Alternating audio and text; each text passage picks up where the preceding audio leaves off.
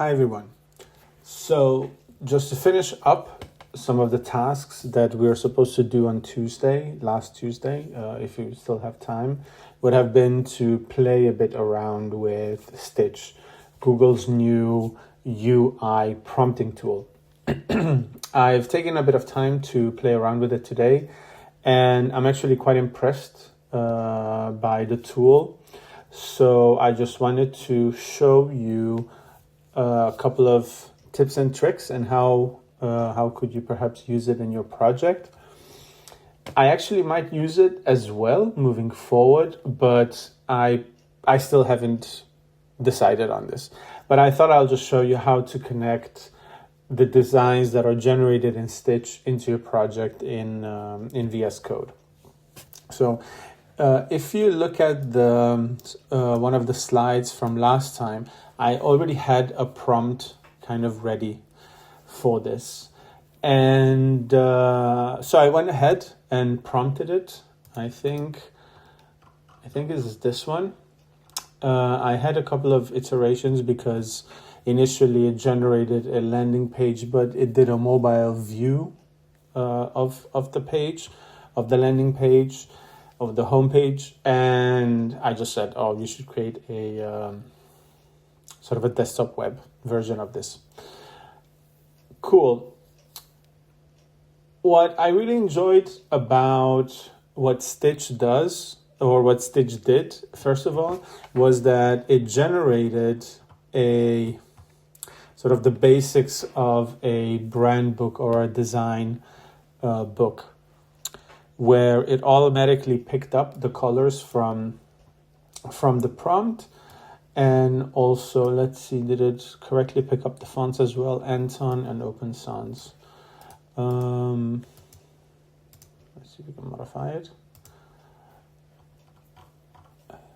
No, it didn't. Anyways, let's see if we can change it. It seems like it only has a limited number of fonts.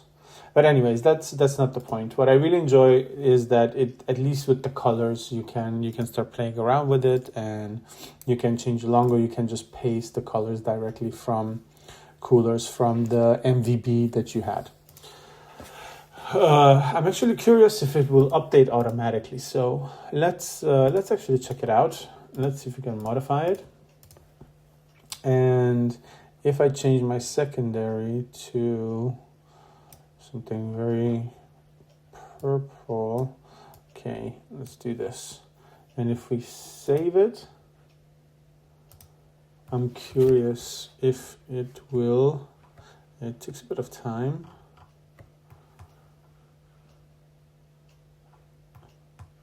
Yeah, it should automatically update all of these secondary color components as well, I'm guessing. It says updating your design systems. I really can't tell.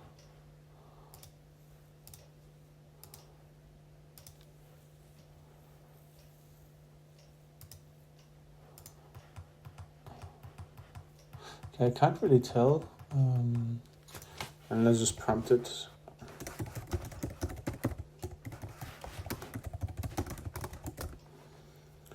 So update the secondary color to the home page.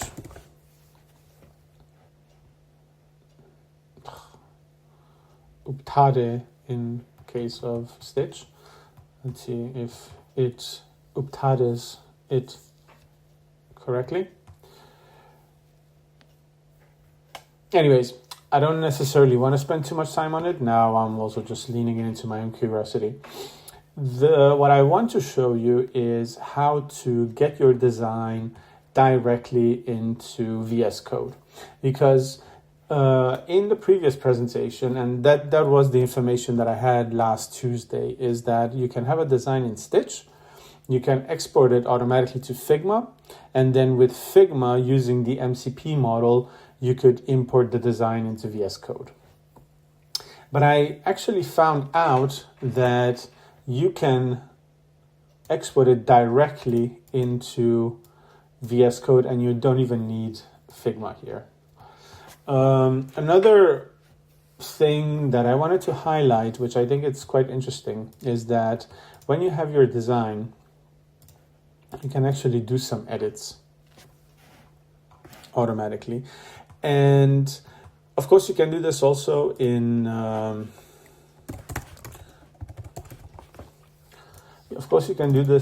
Figma as well. But what I really like about this, and this might be perhaps a bit more appropriate for you guys, is just the UI is a lot. The user interface is a lot simpler and more intuitive as well. So this actually might be a good alternative in the future for you guys compared to Figma, because if you get to a point where you don't really know how to do it, you can always just prompt it. Now, if I remember correctly, some of you told me that Figma has a AI integration as well. I haven't seen it and I haven't used it, so it could be the case where the same things that you can do in Stitch with prompting, you could do that in Figma as well. Anyways, I'm going to leave that up to you guys. But the point now is to get the Stitch design into VS Code. And I have been playing around with it and actually managed to get it to work. So I just wanted to show you how to do it quickly.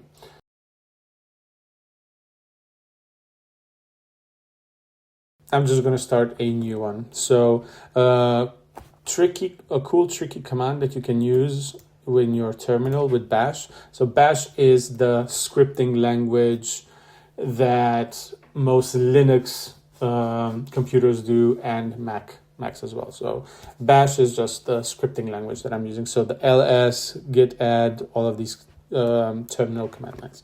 I'm going to always just do clear here. It's going to clear all the unnecessary noise that I have. And I'm just going to start a new project here. And I don't know if you guys remember from the last video. I don't, so I have the commands right here next to me. So it's npx, and the reason is because it's not that often where you start new projects. Npx create -next -app at latest, and now I should give it the project name. So it's Fitras -website. We're gonna need the default, and it's just gonna prompt it's just gonna install all the packages and kind of have this default vanilla project structure made ready for us. It's actually done rather quickly. And then now if you run npm run dev, it should start.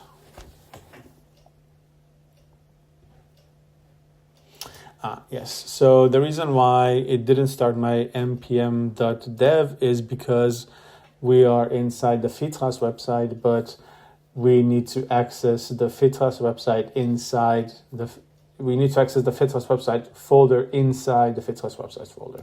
So I think I mentioned this last time as well. So we have one, and then I should go inside here, but in order to always have this double, this extra step that we have to do, I'm just going to move the entire project into the main folder of come on. Okay, we can also do it the old school way, where we just copy it and we paste it.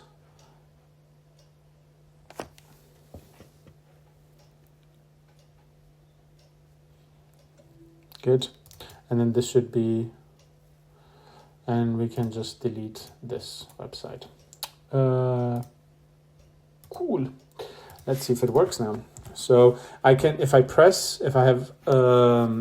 don't have any command on my terminal, if I press my arrow up, it's going to show me the last command that I have used in that session. And if I go twice, right, if I press one more time, up, then I'm going to go with 2 commands back. So that's the command to start the vanilla next React project. So now if I press down, then I'm going to come back to the npm run dev.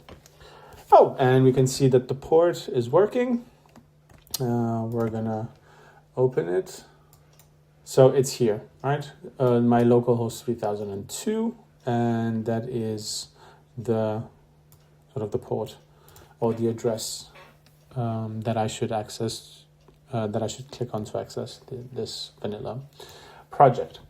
All right. Another interesting thing what I noticed, and I just wanted to highlight, is that the package manager automatically adds .claude and .agents files into the projects automatically. I think this is quite interesting, and I'm fairly certain this is quite a new addition.